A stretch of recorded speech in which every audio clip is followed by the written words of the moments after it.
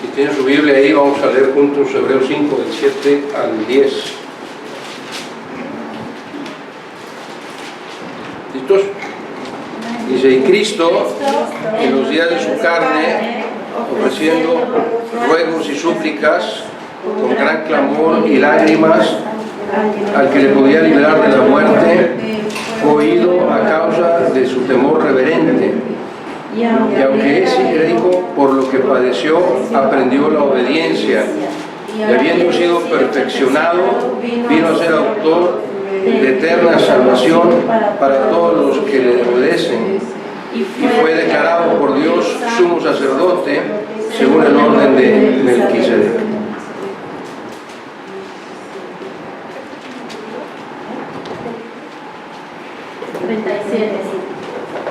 Fíjense cómo termina el versículo 7.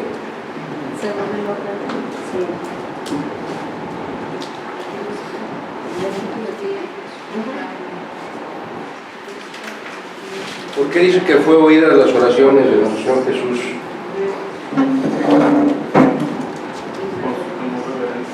A causa de su temor reverente, dice.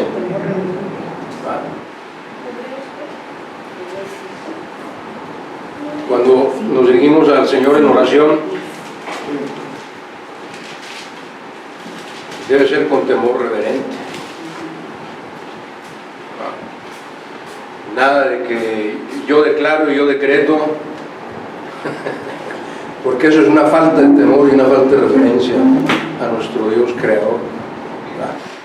Debemos llegar a Él con humildad absoluta y en nuestra oración Él tiene que ver un corazón rendido en humildad, temeroso y reverente de su majestad, de su gloria, de su poder, etc. Entonces esa frasecita ahí, grábenla en su corazón. Cuando estamos en oración tenemos que dirigirnos a nuestro Padre Celestial con temor reverente, y el que dio ejemplo de eso fue su propio Hijo Jesús.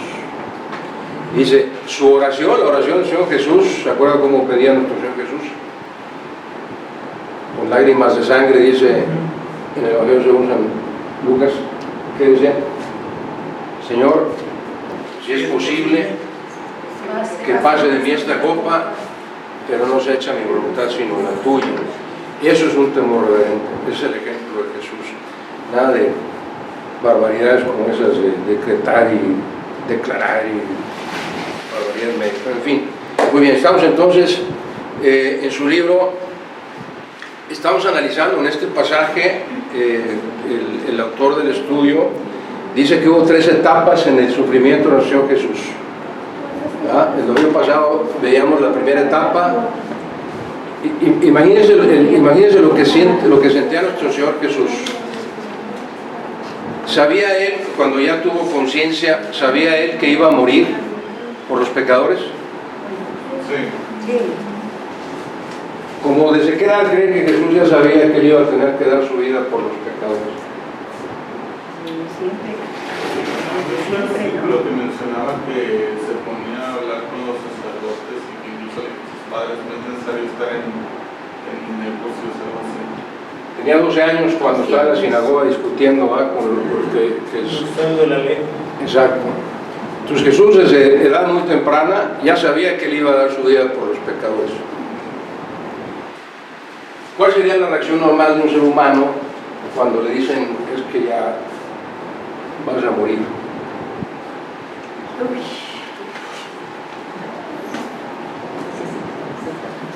Qué difícil, ¿verdad? Y a pesar de que nuestro Señor Jesús sabía que iba a morir durante cada día de su vida, nunca se preocupó por eso. Al contrario, se preocupó de vivir cada día para su Padre, trabajar para su Padre, cumplir la voluntad de su Padre. Él no estaba con, híjole, es que ya voy a tener que morir, ¿no? Mientras Dios me presta vida, estoy dedicado a cumplir el ministerio para el cual me envió mi Padre. Entonces, ese fue su sufrimiento como ser humano.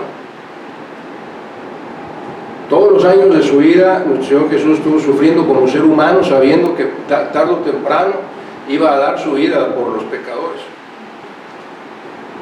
¿Sí? Eso fue la primera parte del dolor.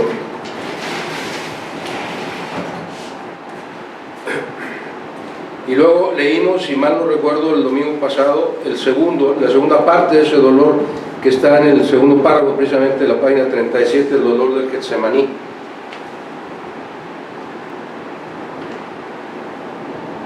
En donde nuestro Señor dice, sabía que iba a ser separado de su Padre por llegar a la cruz y morir por nosotros. ¿Sí leímos ese párrafo el domingo pasado? ¿Se acuerdan? No. Sí lo leímos. Sí lo leímos, ¿no? Iba a ir solo a ese momento, ¿no? Exactamente. Y que además iba a estar completamente solo, abandonado por todos los que lo siguieron durante su ministerio. Aunque en el Evangelio de San Juan se habla de que Juan estaba allá al pie de la cruz, y nos deja ver que también algunas de las mujeres que lo siguen ahí estaban, pero en la cruz estaba él solo. Y la tercera y más fuerte, el dolor que sufrió el Señor Jesús fue precisamente la separación de su Padre, ¿va? Vemos ahí el tercer párrafo, si alguien me ayuda a leerlo. Llegó a la última y más terrible etapa de su verdadera vía dolorosa en la misma cruz, donde el dolor fue verdaderamente vicario, o sea, el que llevó en lugar del pecador. Su bendito ser tuvo una capacidad infinita para el sufrimiento, y no hay límites al dolor del Calvario, pues, como víctima propiciatoria, Cristo experimentó todo el sufrir y toda la muerte que correspondía a toda la raza caída. El Salmo 22 nos admite a la intimidad de este dolor extremo del siervo hecho sacrificio, pero nos conviene acercarnos con pies descalzos espiritualmente al lugar tan santo donde se descubre algo la agonía del alma del Dios hombre al hacer la expiación por los pecados del mundo. Comprendemos bien que su experiencia del dolor supera a todo lo concebible en la vida de los suyos, de modo que su preparación como sumo sacerdote por esta parte es perfectísima. Leemos el siguiente también, Yanita. Los ruegos y súplicas que fueron arrancados de su corazón dolorido en los días de su carne colocaban al Hijo Eterno en una extraña posición de dependencia, pues el Creador y sustentador de todo había de rogar y suplicar, con gran clamor y lágrimas, al que le podía librar de la muerte, y fue oído a causa de su temor reverente. ¿Qué entendemos de esta explicación? ¿Qué era lo que estaba sufriendo nuestro Señor Jesús? La separación de Él con su Padre, con nuestros pecados. Porque era totalmente dependiente de su Padre. Exacto. Él estaba dispuesto a cumplir a lo que Dios lo envió. Y la pregunta sería, ¿a nosotros nos duele cuando pecamos? Cuando realmente estás con Cristo y estás convencido, sí te duele. O sea, imagínense, nuestro Jesús jamás había pecado. No sabía lo que se sentía pecar y estar apartado de Dios Padre. Y él jamás pecó. Y entonces dice, híjole, pues, ¿qué se sentirá que de pronto te carguen los pecados de todo el mundo? No, míos ni uno, dice, pero voy a cargar con los pecados de toda esta gente más los que vengan. Y a veces nosotros pecamos y dicen, es una cosita nada. Acabo en la noche, y es otro error, llegamos en la noche, y Señor, perdóname, ya sabías que ya soy débil, es que te digo, el apóstol Pablo, es que el mal está en mí, Señor, entonces pues, perdóname mis pecados. Y a veces nos acostumbramos tanto a pecar que no nos duele. Que fallamos a nuestro Señor en algo y pecadito ahí chiquitito, no duele. Eso sucede antes de que conozcamos verdaderamente la palabra de Dios. Eso nos sucedía, es más, ni nos preocupábamos siquiera de que Señor, perdónanos en la noche, ni siquiera eso. Y ahora es inmediato. Pecas y de inmediato dices, Señor, perdóname. Y no lo vuelvo a hacer. Sí, a veces lo que no visualizamos cuando caemos en pecado es que estamos separándonos de Dios Padre. los que todavía tienen su papá en vida, a mí me dolía mucho cuando mi papá me regañaba, cuando lo desobedecía. Me dolía mucho porque no quería lastimar a mi padre. Ese es un sentimiento similar al que debemos de sentir cuando caemos en pecado. Estoy entristeciendo a mi Padre Celestial y me estoy apartando de Él. Eso me debe hacer sentir mal, eso me debe causar dolor. Eso fue lo que experimentó el Señor Jesús, lo que jamás en su vida había experimentado. Pues cuando caemos en pecado pensemos, estoy lastimando a mi Padre, estoy entristeciendo a mi Padre y me estoy separando de mi Padre. Eso es lo que está enseñando aquí esta porción de las Escrituras. ¿Dudas, comentarios hasta aquí? Que hablando del pecado y del camino a Cristo durante ese tramo, aún ya aceptado a Jesucristo y siendo sellados por el Espíritu Santo, si así fue su voluntad, durante ese trayecto va sucediendo eso del pecar, pero el Espíritu redarguye cuando hemos sido sellados por el Espíritu Santo, y aún así siendo cristianos no podemos decir que no pecamos, porque en la experiencia propia puede haber pecados como la mentira, ese tipo de pecados que los erradiqué de mi vida, suceda lo que suceda, porque he experimentado que hay bendición cuando no mientes, pero hay pecados como una mala contestación, una cara, ese tipo de reacciones son pecados. Eso no le agrada a Dios, porque estás como hermana y hermanos en Cristo, estás lastimando al otro. Y esos son pecados que siento que en la vida de un cristiano son los más difíciles de erradicar, porque son el día a día, el minuto a minuto, con los hijos, con los papás, con los hermanos. Nos prendemos así. Seguimos sintiendo que nos insultan a nosotros, pero cuando entendamos que ese insulto es hacia Dios, nosotros debemos responder al otro con amor, y eso es bien difícil, es muy difícil, y ese es el pecado que siento que en el cristiano tarda mucho en erradicarse, esa paciencia, esa ternura, aunque el otro te diga y te haga, tú tienes que responder con amor, y eso es bien difícil. Eso es lo que quería. Por eso me gusta el nombre de nuestra iglesia, de nuestra congregación, el fruto del Espíritu, ¿verdad?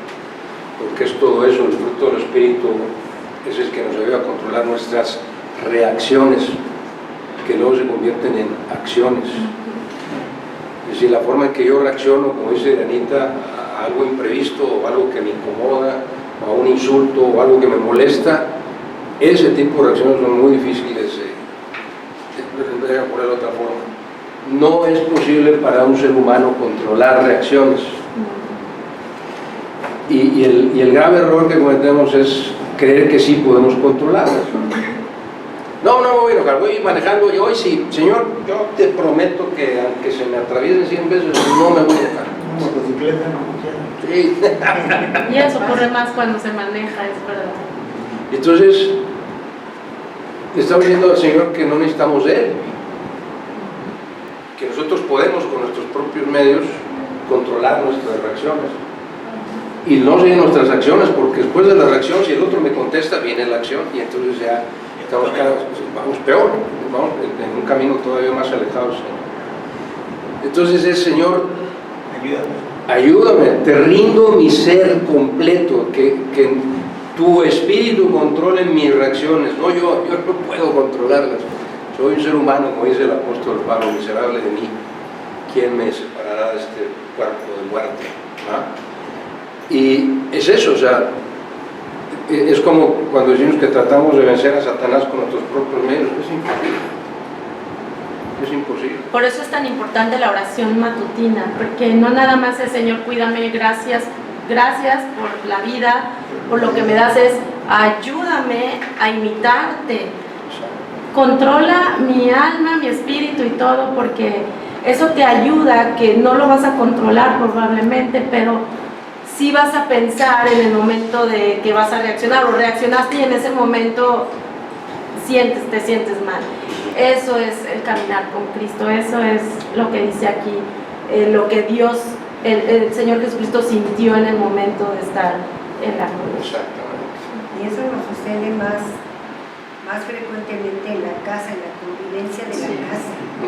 Nos sucede muy frecuentemente cuando ya somos más de una persona, de dos personas, tres, sucede esa situación de que lo que dijo uno le molestó al otro y luego ya actúa con un gesto, con un mal movimiento, con una mala acción, ¿verdad? Eso llega a suceder, desgraciadamente, y eso hiere mucho a las demás personas, ¿verdad? A la dirigida. Y pues yo creo que eso sí es un pecado que dices.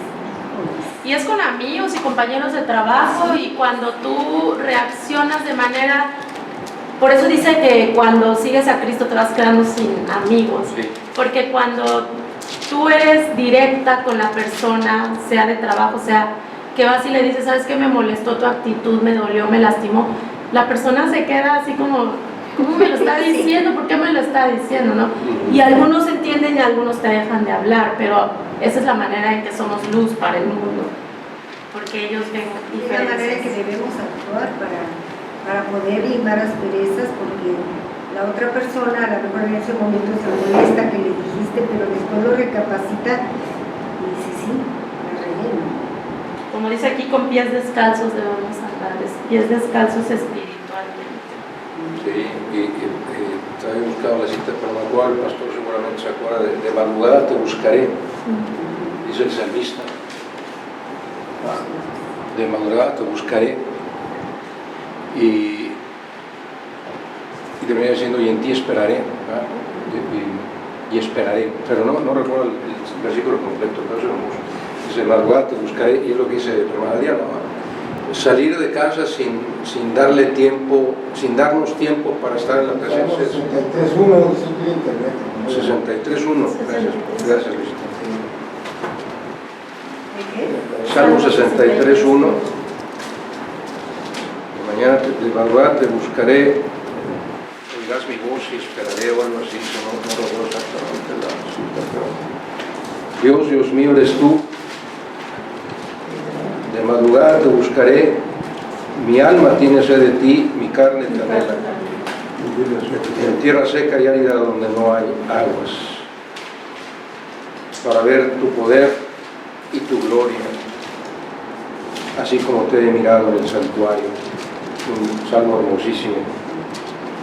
Y es eso, o sea, cuando salimos de casa sin darnos tiempo de hablar con Dios, ya empezamos mal el día. Ya empezamos mal el día. Y no es simplemente, como dices, gracias Señor, porque me cuidaste durante la noche. ¿Quién sabe qué cosas habrán pasado mientras yo dormía? ¿No? Sino es poner nuestra vida en sus manos, ¿no? Pero verdaderamente. Va a pasar. Y perdón, el último comentario, perdón, Sí, no, que atraso. no, En el dolor del Getsemaní, lo que sucedió, cuando uno como cristiano entiende que lo que sucedió es que Dios se despojó de sí mismo. Y eso es lo que nosotros tenemos que hacer, pero el ser humano no lo comprende, es siempre yo, soy primero yo. ¿Por qué yo tengo que? Porque así Dios, o sea, ¿quieres imitar a Dios? Despójate de ti mismo. Eso quiere decir humillarse. Humillarse quiere decir, primero está el otro y después estoy yo. Eso es bien difícil para el ser humano poder comprenderlo, pero eso es lo que sucedió con el Señor Jesucristo. Desde que vino y hasta la fecha, se despojó de sí mismo. Y es la enseñanza de Lucas 9:23, ¿no? Se usan de memoria. Sí, a ver. Pastor, Lucas 9:23. Si alguno quiere venir en pos de mí, Niegues a sí mismo. No me digas eso. Si alguno quiere venir en pos de mí, niegues a sí mismo, tome su cruz. Sígame. Oh, eso lo deberíamos de tener en el carro. El auto. Porque es eso, despojarse de uno mismo, ¿no? Despojarse del yo. Y el ejemplo lo dio 23, 29, 9:23. Señor Pablo sabe con música. Sí, lo cantó los tres. Y es eso, Hay que cantarlo al final. Al final lo cantamos. es lo que hizo, el ejemplo que dio nuestro Señor Jesús, se despojó a sí mismo, como dice Colosenses, ¿no? No le importó su gloria.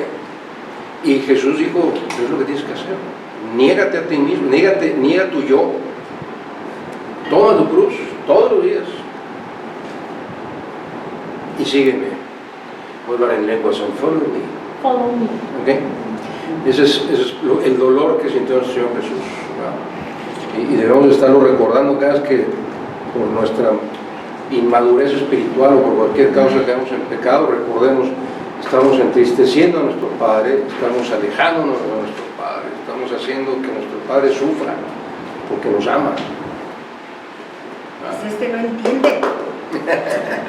Pues nosotros llegamos, por ejemplo, a tener un sufrimiento también por causa de tener un choque con lo que somos ahorita, ¿verdad? Lo que yo quiero y lo que quiere Jesús, lo que quiere Dios de mí, ¿verdad? Y tenemos ese choque y hay sufrimiento, pues hasta nos debería darle alegría de decir, oye, estoy experimentando lo que Jesús vivió, ¿verdad? Exacto. Porque después de ese duro encuentro que el mismo Jesús tuvo, pues va a tener gloria y satisfacción, ¿verdad? Claro. Entonces parte, ¿verdad? Es como cuando nosotros entramos a la escuela y tenemos un examen y apenas pasamos toda la noche, debemos haber estudiado todo el semestre. Sí, pero una noche antes. Pero una noche antes a lo mejor es decisiva, ¿no? Pero una vez que pasamos ese sufrimiento, pues hay un gozo, hay un gozo. Claro. Pero sí tenemos muy de, te lo mereces. Sí. Ay, te las mereces. No, yo no me merezco nada. No. Nada me merezco. Sí, escucharon el sermón de hace 2 domingos, hablamos del merecimiento. Pero bueno, es parte de lo que nos está enseñando esta porción de Hebreos, ¿verdad? Todo lo que pasó nuestro Señor Jesús lo califica, de lo que vamos a ver ahorita. Eso fue, todo lo que pasó el Señor Jesús, esos sufrimientos que tuvo el Señor Jesús, es lo que lo califica para ser nombrado como sacerdote, como sumo sacerdote. Es decir, si él no hubiera pasado por sufrimientos y haber salido triunfante sin alejarse de su Padre Celestial, no podría ser sacerdote, sumo sacerdote. O sea, tuvo que pasar por ello para poder ser nombrado sumo sacerdote. Vean ahí en su libro, por favor, la última parte, vamos a leer ese párrafo. De modo tan maravilloso. De modo tan maravilloso, el que luego había de atender a los ruegos y súplicas de su pueblo anhelante, se dignó colocarse primero en el lugar donde él mismo había de ser suplicante en condiciones extremas de angustia y de dolor.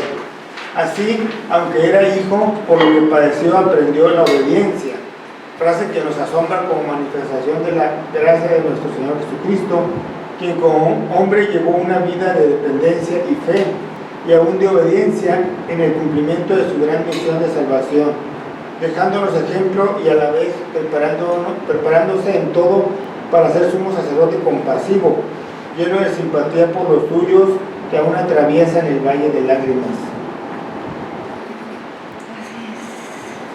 Eso quiere decir que como Dios sufrió todo lo que un ser humano podría haber sufrido, Él por eso puede ser nuestro intercesor, por eso es nuestro intercesor, porque Él sabe lo que nosotros sentimos, porque Él experimentó en carne propia todavía muchísimo más sufrimiento del que nosotros podríamos sentir.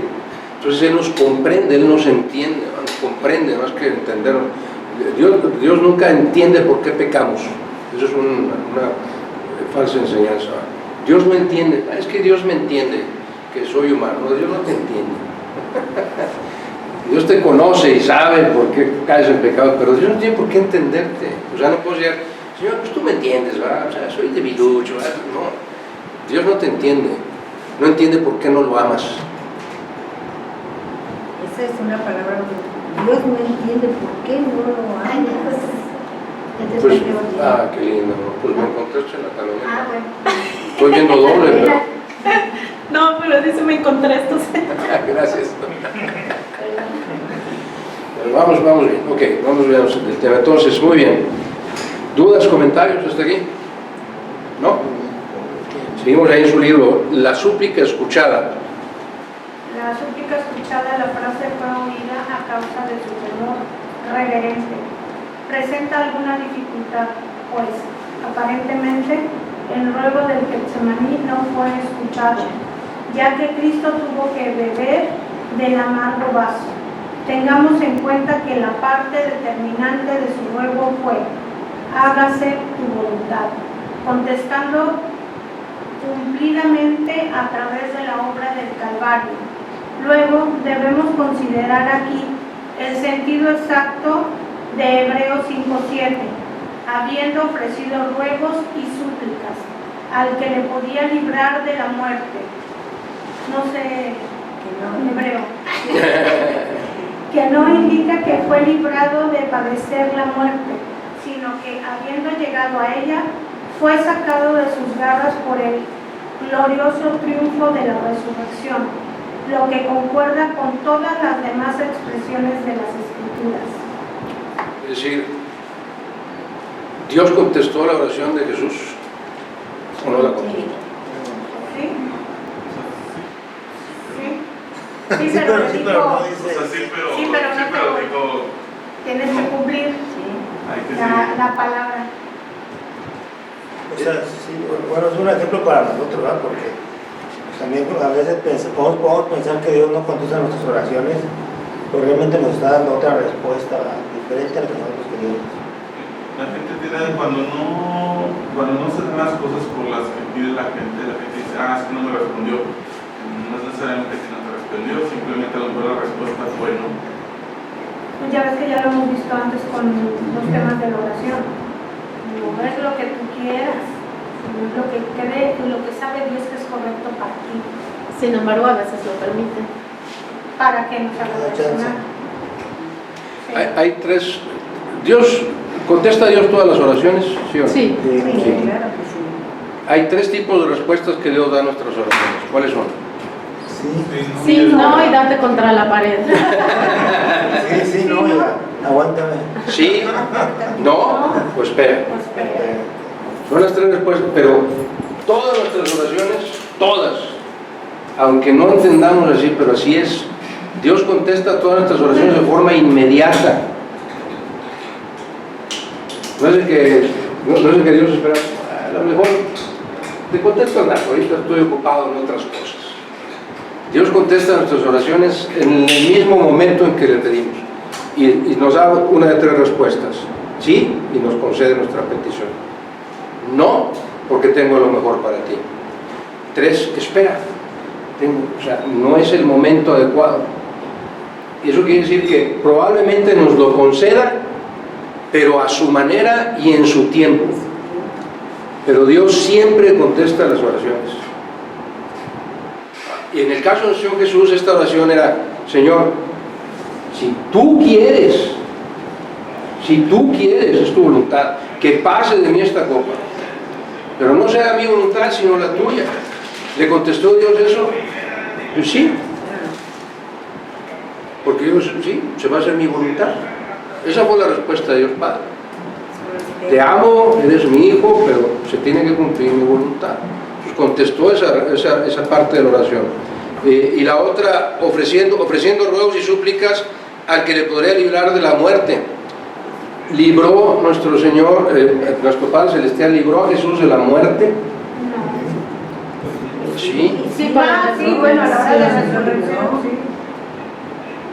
¿Qué pasa cuando una persona fallece, un no creyente? ¿A dónde va su alma? ¿No creyente?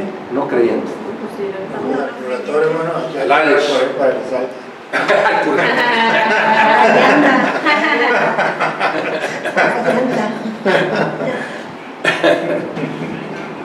Lucas 16, va directo al Hades, ¿ah?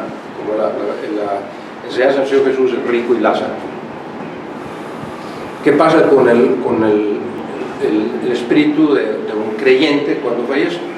Con la presencia de Dios. Va a ir con la presencia de Dios. Ahora, en el sentido teológico de la enseñanza del Calvario y de la muerte de nuestro Señor Jesús, cuando nuestro Señor Jesús murió cargando todos los pecados de la humanidad, ¿cierto? Habidos y por haber. ¿Estamos bien con eso? ¿Se entiende? Entonces, teológicamente tendríamos que entender que Él murió como pecador. Sí. Sí. Porque llevaba todos nuestros pecados. Entonces, teológicamente, el alma del pecador tendría que haber ido al Hades. Entonces dice Jesús, líbrame de la muerte de los pecadores, porque obviamente él no tenía por qué ir ahí, o sea, él jamás pecó, estaba cargando los pecados de todo el mundo.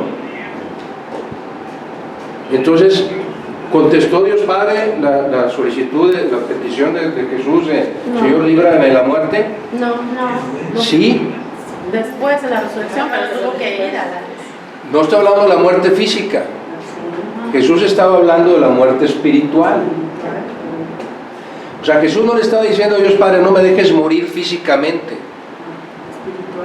Jesús le estaba diciendo a Dios Padre, no me dejes morir espiritualmente. Líbrame de la muerte espiritual. Me siento que ya Dios tenía un lugar a donde iba a echar todos los pecados. Pero cuando él dice, pues consumado es, pues dice que el velo del templo se rompió. Y ahí toda la obra de redención fue hecha, ¿no? Es correcto. Y si vemos, dice el apóstol Pablo, que nuestro Señor Jesús descendió a lo más profundo de la tierra. Sí. De lo que yo quiero saber. Iba yo a preguntar. Y dice, y llevó cautiva la cautividad. ¿Vamos? ¿Cautiva la cautividad se refiere a los pecados? Sí. Vamos a entrar en un tema bastante álgido ahí. Pero eso en qué momento, ¿Vale? eso en qué momento fue. Cuando María, Cuando nuestro Señor fallece, ahí baja. dice el apóstol Pablo que descendió a lo más profundo de la tierra ¿Cuál es la? y llevó cautiva la cautividad. Voy para allá. Lápiz. No, es que no traigo mis lentes. Bueno, a ver, Ay, ¿por qué no agarraste los capatitos? No, es que esos no son los de Ponte los dos. Así va. Cautividad. Aquí ¿Tienes está. dos? A ver si te sirve. No, no, gracias. ¿Qué cita es? Ahorita la verdad. Ah, perdón. ¿Alguien quiere lápiz o pluma? ¿Qué hay? A ver, Efesios ¿La 4, quieres? ¿Lápiz? 8. No, sí tengo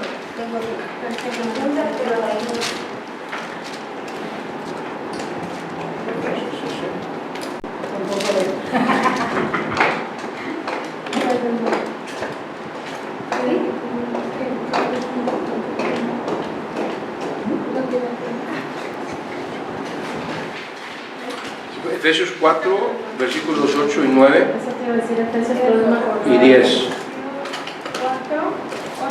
8, 9 y 10.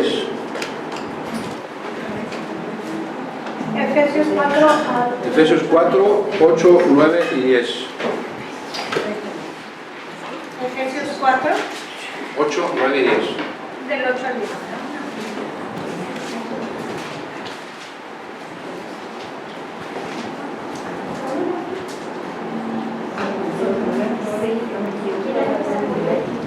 Vamos a salir un poquito del tema, pero espero con la ayuda de Dios que quede claro. Efesios 4, 8, 9 y 10. Si alguien lo tiene y lo quiere leer.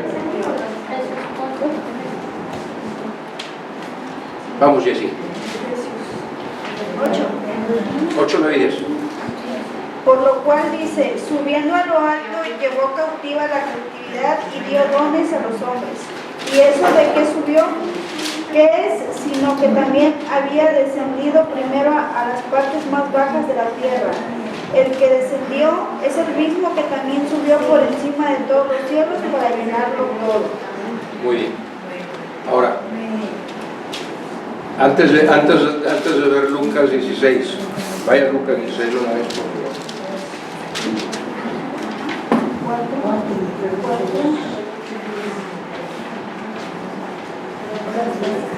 Lucas 16.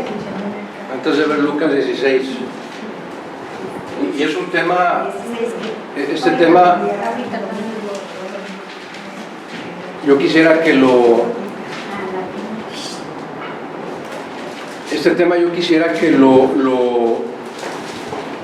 abordáramos para estudiarlo, como les he dicho muchas veces, si lo que yo digo de aquí, o lo que dice el pastor Pacot, o lo que dice mi hermano Luis, no les queda claro, estudien y háganos ver si estamos equivocados. Lo que compartimos nosotros es lo que Dios nos ha enseñado, o creemos que es la verdad que Dios nos ha enseñado. Pero somos hombres falibles que podemos estar equivocados. Yo les voy a compartir lo que yo he aprendido de la palabra de Dios y lo que para mí es la verdad de Dios. Si usted estudia estos pasajes y dice, no me queda claro, creo que es otra cosa, estúdielo y díganos para que me saquen de mi error si estoy en un error. ¿Estamos entendidos de eso? ¿Ok? Bueno. Entonces dice que nuestro Señor Jesús, cuando murió, bajó a lo más profundo de la tierra. ¿Estamos bien? Número 2. ¿Qué fue lo que le dijo, qué fue lo que le prometió nuestro Señor Jesús al ladrón que se arrepintió estando en la cruz? Estaría con él. ¿En dónde? En el cielo. Bueno, no le dijo. ¿En dónde? En el paraíso. Paraíso. Esos términos son muy importantes. O sea, si no entendemos la diferencia de esos términos, podemos malentender la palabra de Dios. ¿Ok? Jesús le prometió al ladrón, dice, ¿estarás con quién? Conmigo. Entonces Jesús al morir fue al paraíso, porque le prometió al ladrón que él iba a estar con él ahí. De cierto, te digo que ¿cuándo? Hoy estarás conmigo en el paraíso. Entonces el apóstol Pablo dice, el que subió fue el mismo que bajó hasta lo más profundo de la tierra, pero no se quedó ahí como se quedarían los pecadores.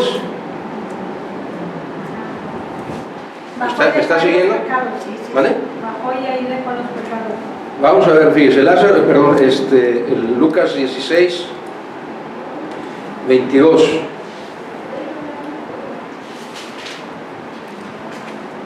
¿Qué dice? Aconteció que murió el mendigo y fue llevado por los ángeles al seno de Abraham, y murió también el rico y fue sepultado. ¿Y el 23? Y en el Hades alzó sus ojos, estando en tormentos, y vio a lo lejos a Abraham y a Lázaro en su seno. Ok, entonces, dos destinos diferentes de dos personas, ¿no? Lázaro va, ¿a dónde? Dice, al seno de Abraham. No es el paraíso. ¿Estamos claros? Es el seno de Abraham. Entonces, lo que yo he entendido y lo que he estudiado es que hasta antes de este momento, de la muerte de nuestro Señor Jesús, las almas de los justos iban al seno de Abraham, no al paraíso. ¿Lo estamos entendiendo? El paraíso y el seno de Abraham son dos cosas diferentes. ¿Estamos entendiendo? ¿Sí o no? No. Sí, pero a ver, Bueno. Y dice que el alma o el espíritu del rico, el pecador, ¿fue a dónde? Al Hades. ¿Ah? Ahora, eran dos lugares separados por una cima o por un abismo, ¿verdad? Porque le dice el rico a Abraham, manda a Lázaro que moje su dedo en agua, y le dice a Abraham, no se puede porque hay una cima, con S, no con C, una cima que quiere decir un abismo, y los de aquí no pueden pasar para el Hades, ni los del Hades pueden pasar al seno de Abraham. Entonces eran dos lugares que estaban en una misma latitud, en un mismo lugar. ¿Sí? ¿Lo estamos entendiendo?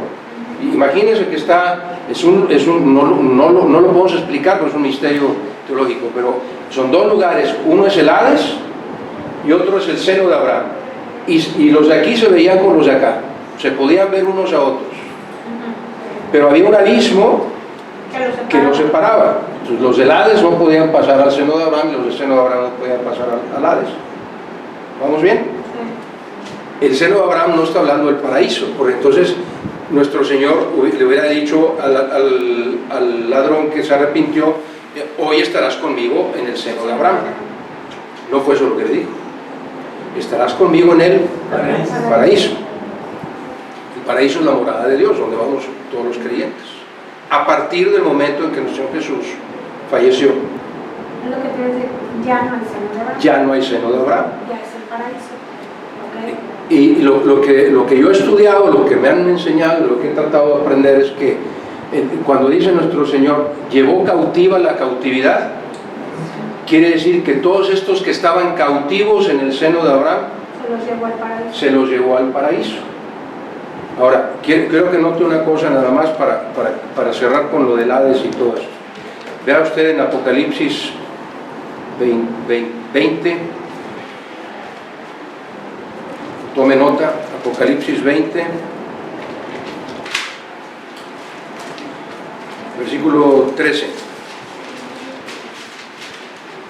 y 14.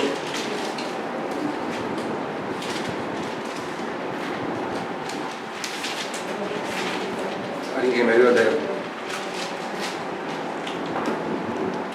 Y el mar entregó los muertos que había en él, y la muerte y el Hades entregaron los muertos que había en ellos, y fueron juzgados cada uno según sus obras. Y la muerte y el Hades fueron lanzados al lago de fuego. Esta es la muerte segunda. ¿Cuándo va a suceder eso?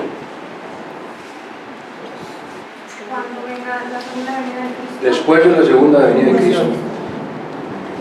Mientras no termine la segunda venida de Cristo, el Hades sigue recibiendo a los muertos.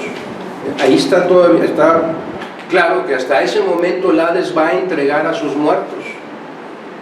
El Hades es el infierno. Es el infierno, el Seol, el Hades, el infierno, es exactamente la misma tema. ¿Sí? ¿Me está entendiendo? Entonces, cuando dice, bajó hasta los lugares más profundos de la tierra y llevó cautiva la cautividad, quiere decir que nuestro Señor Jesús jamás su alma fue dejada, lo dice el salmista, no dejarás que tu siervo vea corrupción. Nuestro Señor Jesús no pisó el Hades. Fue que Dios Padre respondió a la oración de Jesús no dejando su alma en el Hades, sino que la llevó cautiva junto con la cautividad al paraíso, ¿sí? Descendió A los lugares más profundos de la tierra, o sea, al Hades. y llevó cautiva la cautividad. Llevó cautividad. ¿Qué es la cautividad? Otra vez, si lo que yo he estudiado, y por favor estúdielo, léalo, investigue, asegúrese que lo que le estoy diciendo es lo correcto bíblicamente hablando, ¿ok? Lo que yo he estudiado es que cuando dice llevó cautiva la cautividad, se refiere a todas las almas que estaban precisamente en el seno de Abraham. Aquí lo dice, ¿no? No es a los pecados. No. Llevó cautiva la cautividad. O sea, los que tenía Abraham. Exactamente, los que estaban en el seno de Abraham. En el seno de Abraham son a los que se lleva el Señor Jesucristo cuando bajó a Abraham. Es correcto. Y es que el seno de Abraham y el Hades estaban en el mismo lugar, solo que separados. O sea, el Hades y el seno de Abraham están en un mismo lugar, no sabemos dónde. Y solo había un abismo que los separaba. ¿Ah? Cuando muere el Señor Jesús, el Hades se queda donde está. Y nuestro Señor Jesús lleva cautiva la cautividad, que es el seno de Abraham, al paraíso, donde le prometió al ladrón que estaría con él.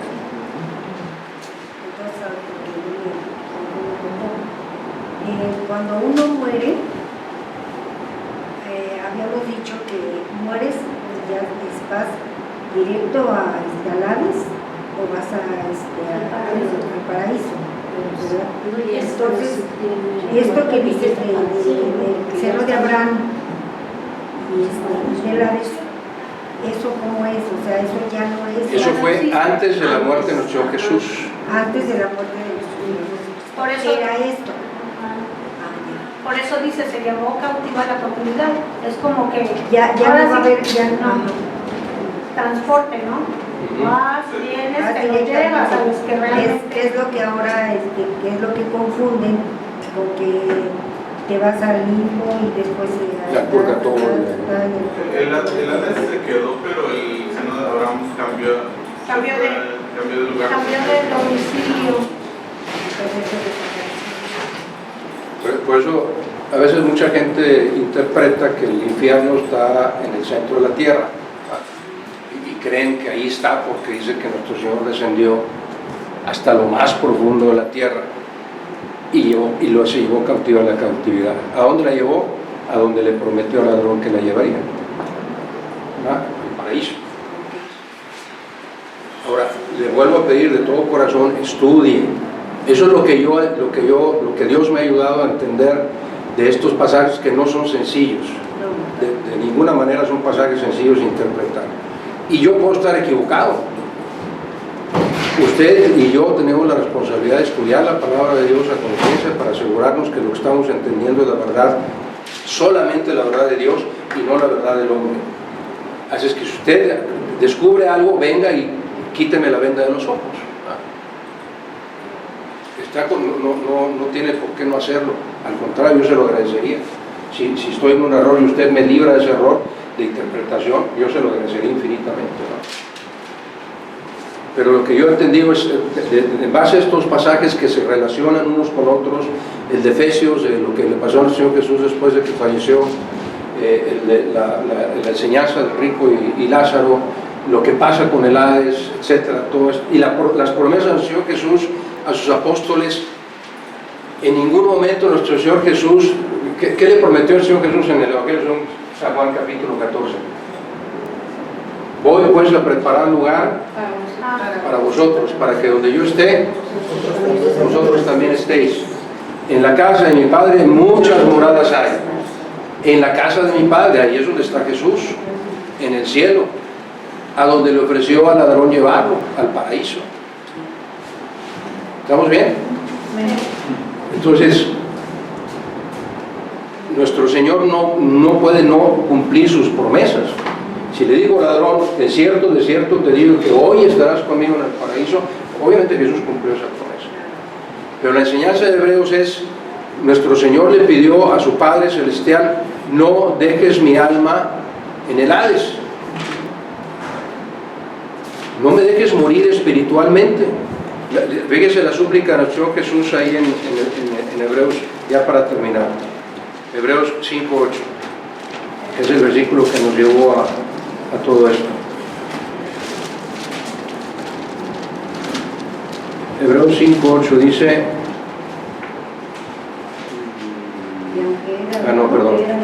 Hebreos 5:7, perdón. Ofreciendo ruegos y súplicas con gran clamor y lágrimas al que le podía librar de la muerte. ¿Quién es el que lo puede librar de la muerte? Dios Padre. Es el único que tiene el poder para librar de la muerte. Dice, ofreciendo ruegos, nuestro Señor Jesús, dice Cristo, en los días de su carne, es decir, cuando era ser humano, ofreciendo ruegos y súplicas en oración, obviamente, con gran clamor y lágrimas, a su Padre Celestial que lo podría librar de la muerte. Fue oído, es decir, su oración fue contestada por haber orado con temor reverente. Aquí no está hablando de la muerte natural, de la muerte física, está hablando de la muerte espiritual. La oración de Jesús era, Señor, líbrame de la muerte espiritual, no de la muerte física. Porque lo que le estaría diciendo Jesús es, no me dejes cumplir tu voluntad. Si Jesús hubiera estado pidiendo, no me dejes morir físicamente, lo que estaría pidiendo el Señor Jesús es, no me dejes hacer tu voluntad. Está hablando, no me dejes morir espiritualmente. Y cuando leímos en Apocalipsis, esa es la muerte segunda, la muerte espiritual eterna. ¿Sí? Bueno, ya se nos acabó el tiempo, pero, o sea, otra vez, estudie lo que le acabo de decir, está grabado, lo puede consultar, puede ver los pasajes que citamos aquí, puede revisarlos y decir, a ver, déjame ver si es cierto lo que dice Esteban. Y si usted, Dios le revela otra verdad, por favor, se lo suplico, venga y dígame, Esteban, estabas equivocado. Esto es lo que dice la Biblia. ¿Estamos? Pero eso es lo que yo he aprendido, lo que yo he entendido a través de estudiar no solo esta Biblia, sino otras 3 y otros libros buscados. Pero usted estúdielo, porque es nuestra responsabilidad ante Dios, ¿verdad? Escudriñar las Escrituras. ¿Vamos? ¿Sí? Muy bien, vamos a dejarlo aquí. Si Dios lo permite, seguimos con Hebreos 5 el domingo que entra.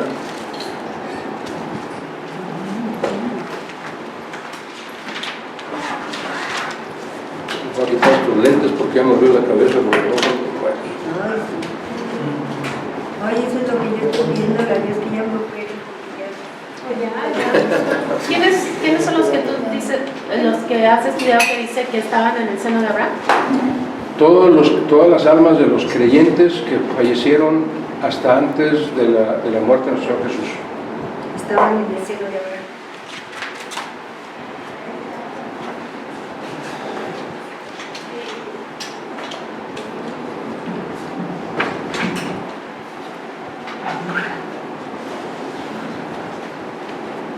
Ahora, donde esto puede, para mí sigue siendo un misterio, ¿verdad? Y por eso esa enseñanza es difícil de consolidar en nuestros corazones, en nuestra mente, ¿verdad? Porque si se acuerdan ustedes, si se acuerdan ustedes cuando nuestro Señor se transfigura ante Juan, Pedro y Santiago, bueno, antes Jacobo, ¿no? Santiago. Dice que los apóstoles vieron los cielos abiertos y vieron a Moisés y Elías. ¿Se acuerdan? Sí. Entonces, si lo que yo acabo de enseñar es correcto, ¿por qué las almas de Moisés y de Elías estaban en el cielo? O sea, ya estaban en la presencia de Dios y no en el seno de Abraham. ¿Verdad? Ahora, platíqueme cómo murió Elías.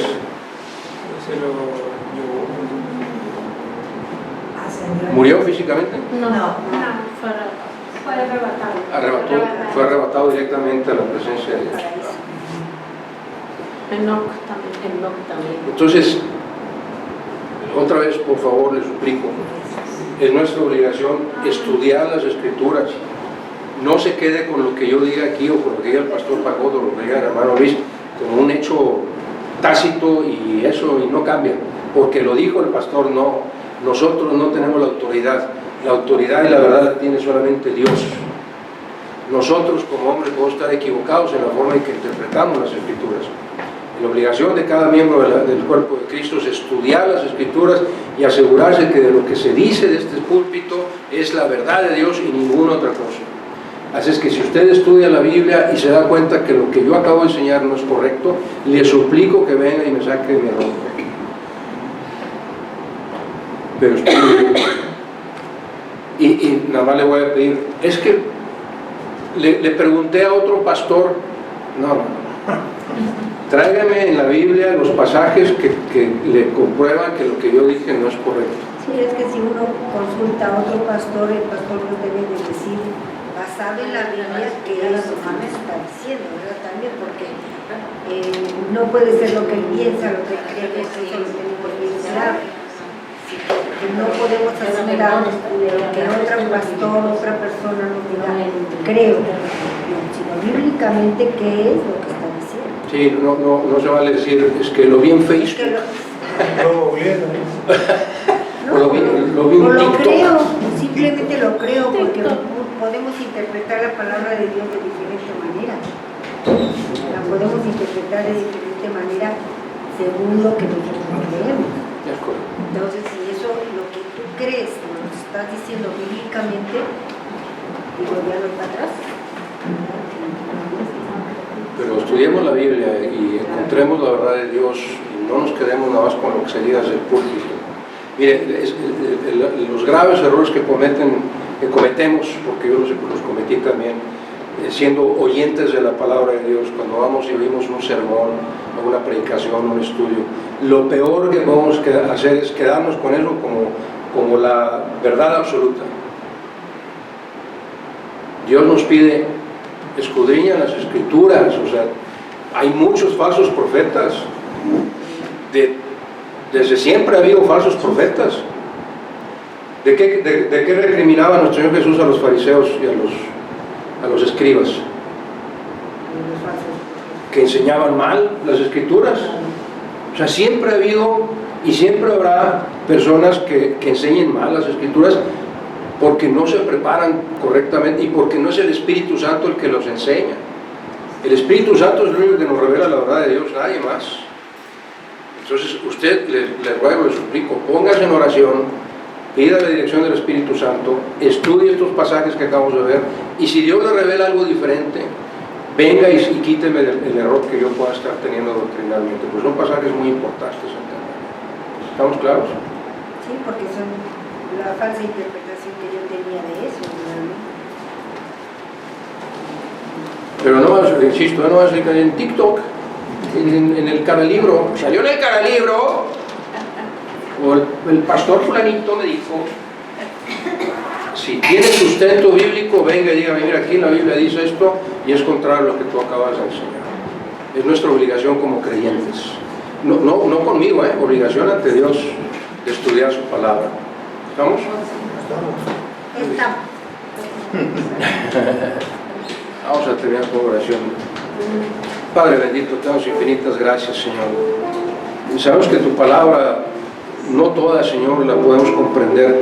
Tú nos revelas únicamente aquello que sabes que es necesario para nuestras vidas. Pero Padre, suplicamos la dirección de tu Espíritu Santo. Que sea Él el que nos lleve a tu verdad, Señor. Y pone en nuestro corazón ese deseo, Señor. Como leíamos en el Salmo 63, mi alma tiene sed de ti, Señor. Queremos aprender de ti, Señor, queremos conocerte cada vez más y queremos que sea tu verdad y solamente tu verdad la que esté grabada en nuestras mentes y en nuestros corazones para obrar a través de ella, Señor, y que otras personas puedan venir a tus pies por medio de tu Santo Espíritu trabajando en nuestras vidas, Señor. Gracias por esta iglesia, Señor, que tú has formado. Bendice a cada uno de los hermanos y hermanas aquí presentes. Trae con tu cuidado y protección a los que vengan en camino, Señor, y guíanos siempre a tu verdad. Lo suplicamos y lo agradecemos en el nombre y los méritos de tu Hijo Jesucristo, nuestro Dios, nuestro Rey, nuestro Señor y Salvador. A Él sea la gloria, el imperio, majestad y potencia, desde la eternidad y por la eternidad. Amén, amén.